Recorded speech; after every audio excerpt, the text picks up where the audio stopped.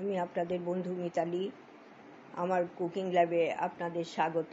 একটা নতুন খাবারের সঙ্গে পরিচয় করাবো।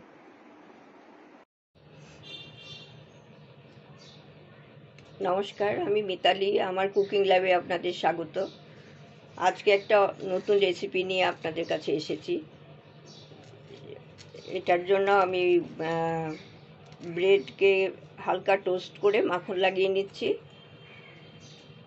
তারপরে পরপর আপনাদের স্টেপ বাই স্টেপ দেখিয়ে দেব। ব্রেডের একদিকে তো মাখন লাগিয়ে নিয়েছি, আরেক দিকে গার্লিক পেস্ট লাগাচ্ছি। খুব অল্প সামান্য একটু গন্ধ পাওয়ার জন্য। এটা টেস্টটা খুব ভালো হয়, আপনারা করবেন এইভাবে।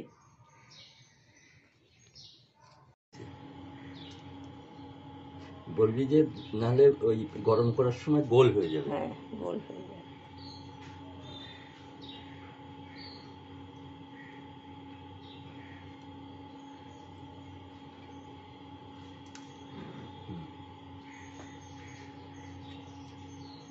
চিংড়ি মাছটা ফ্ল্যাট করে নিতে হবে, আর পেটের দিকটায় এইরকমভাবে কেটে কেটে নিতে হবে, তাহলে ফ্ল্যাট হয়ে যাবে। আর না হলে গরম পেলেই ওটা কুকড়ে গোল হয়ে যাবে।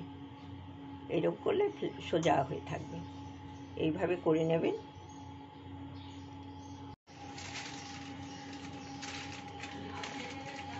ব্রেডের ওপরে এইভাবে চিংড়িগুলো বসিয়ে দেবেন লম্বালম্বি করে, মাঝখানে একটু জায়গা রাখবেন, কারণ ওখানে কাটতে হবে পরে, সেই জন্য এইভাবে বসিয়ে নেবেন। এরপরে আমি এর উপরে চিজ দিয়ে দেব, তখন দেখিয়ে দেব। তুলে নিই। এইভাবে চিজগুলো সরু সরু করে কেটে, চিজ স্লাইস থেকে কেটে নিয়েছি, কেটে ওই চিংড়ির ওপরে বসিয়ে দিতে হবে। এইভাবে সবকটা আমি কমপ্লিট করে ফিরে আসছি। বন্ধুরা, আমি এই সবগুলো ব্রেডের ওপরে এইভাবে প্রনের ওপরে চিজগুলো সাজিয়ে দিয়ে রেখেছি। এরপর এর ওপরে মোজারেলা দেওয়া হবে। আপনারা একটা দিয়েও করতে পারেন, কিন্তু দুটো রকম চিজ দিয়ে করলে টেস্ট অনেক ভালো লাগে। করতে পারবেন। আমি ওই চিজগুলো দিয়ে তারপরে আপনাদের দেখিয়ে দিচ্ছি। এইভাবে চিজগুলো দিয়ে দেব এর ওপরে। হ্যাঁ, এইভাবে আমি মোজারেলা চিজগুলো দিয়ে দিচ্ছি।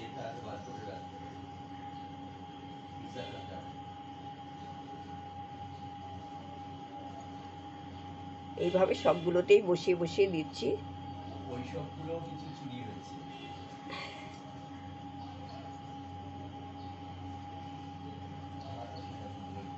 এইভাবে সবগুলোতে আমি বসিয়ে দিচ্ছি, তারপরে ফিরে আসছি।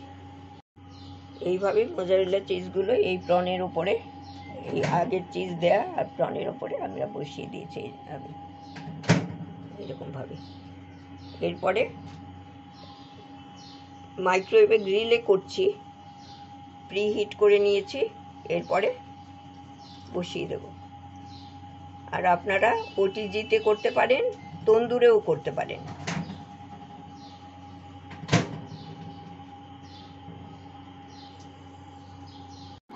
দেখা যাবে।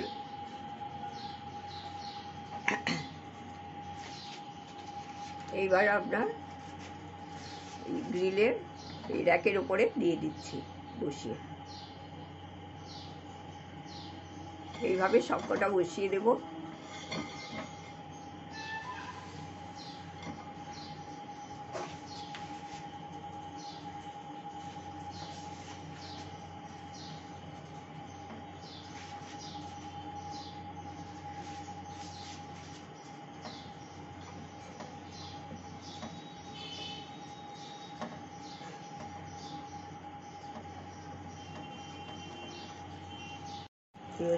চলছে,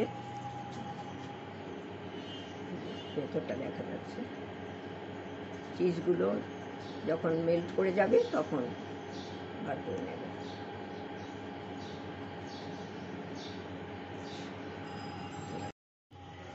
এটা গ্রিল করা হয়ে গেছে এগুলো, আর এইরকম দেখতে হবে তখন।